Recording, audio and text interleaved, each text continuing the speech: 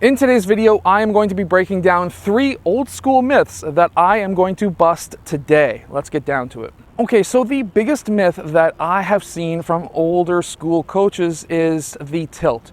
To be squared up or to be tilted, which one is better?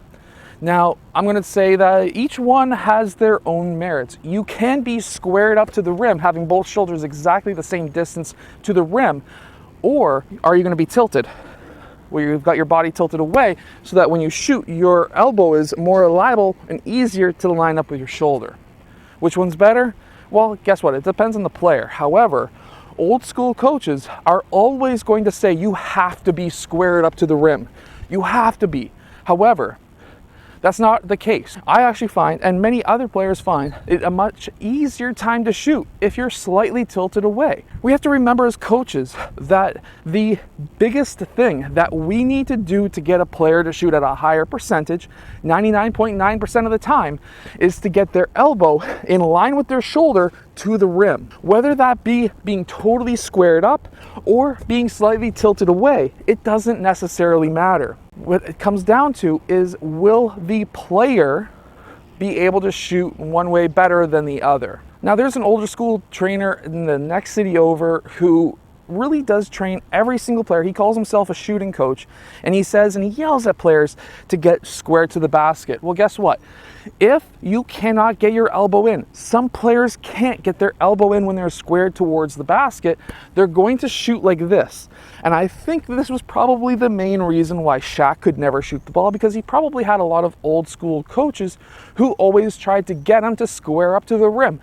We see this when he shoots his free throw shots. He tries to get squared up and he shoots like this. Well, guess what? If he tilted his body, I bet you $1 million he could have at least raised at least a 10% shooting percentage, at least, minimum. So remember, it's all about what works best for the player, not what worked best 30, 40, 50 years ago. Okay, so the next tip or myth that I'm going to give you is shooting with a sway. Now, I can't really shoot with a sway. That's just not how I shoot, but I do have a little bit of a sway. What a sway is when you shoot, your legs kick out slightly from underneath of you. And generally speaking, there are a few players who shoot like this. So when you shoot with a sway, you're basically kicking your legs out. And for some players, this will actually give them more power. Is this something that I would teach players?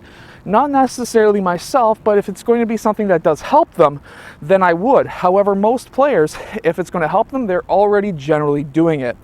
And what a sway does for you is, for some players, it will help get their bodies more in line with the basketball net.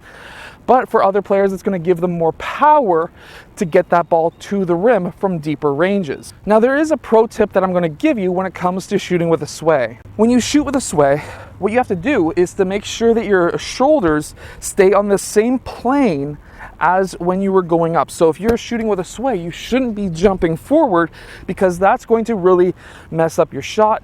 You're going to have to jump forward the same amount each and every time, and I would suggest not doing that, because that gets hard after a while. So when you shoot with a sway, what you want to do is sway your lower body forward, but keep your shoulders the exact same as where you released from, or I should say where you jumped up from. So if you jumped up from here, your shoulders should still stay here, but you can sway your lower body. That's totally fine. As soon as your shoulders also go forward, that is when you're going to be potentially becoming more inconsistent. The reason is because when you jump forward in your shot, you have to jump forward each and every time to have the same consistent shot. And that really gets troublesome when you start shooting farther away, closer in. You're going to be changing how far forward you'd be jumping, and that does lead to inconsistencies. So if you're going to shoot with a sway, just make sure the shoulders stay exactly where you took off from. You can sway your lower body, but it is something that's hard to teach, and I wouldn't personally teach it unless the player already shoots with a sway. And the third myth is a thumb flick.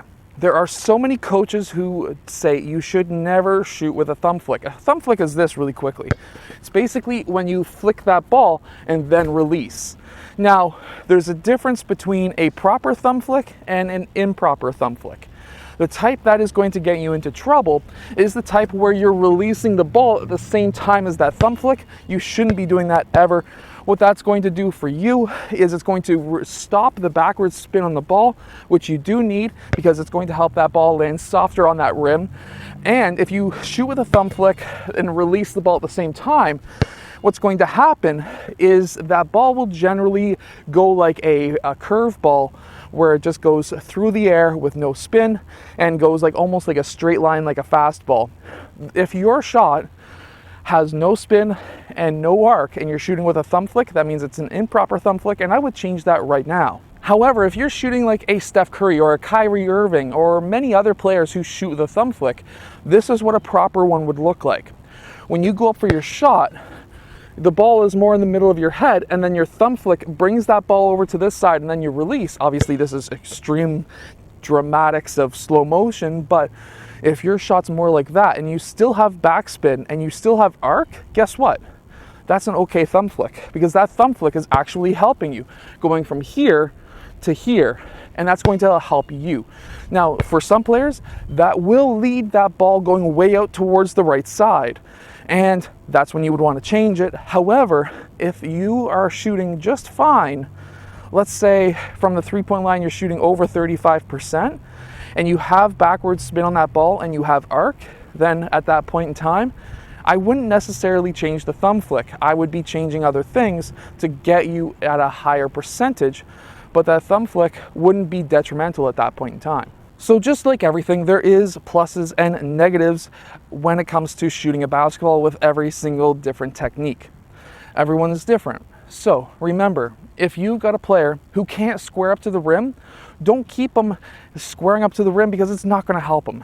What you need to do is to tilt his body away from the rim so that now he can get his elbow and shoulder in line with the basketball rim. That is extremely important.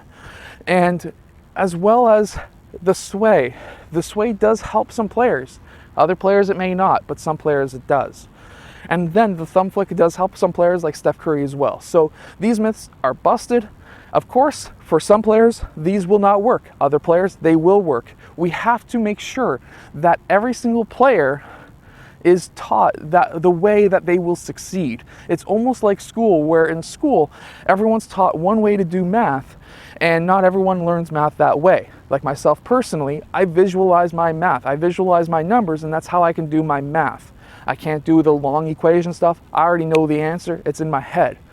So everyone learns differently, and this is what I'm basically trying to get to in this video. I hope this video has helped you as a coach, player, and trainer. If it has, hit that like button, subscribe, and I'll see you guys again next time.